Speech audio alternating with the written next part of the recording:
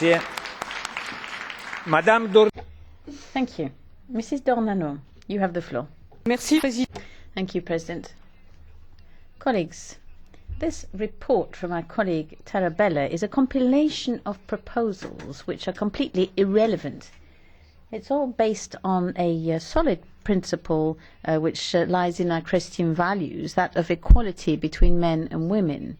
But for this equal treatment and justice, that's something I've worked long for, and I will continue to fight on that front. However, colleagues, you've got it wrong.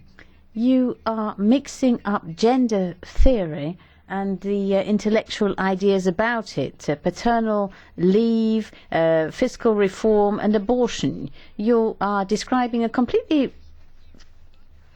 misshaped view of the family, and it's women and children in particular who will suffer from the attacks against this basic unit in our European societies, which is the family, and which some people see as being retrograde or repressive for women, although in actual fact it's their very best protection. On the contrary, there isn't one single word here about structural change, which is coming about right now, which threatens equality between men and women in Europe.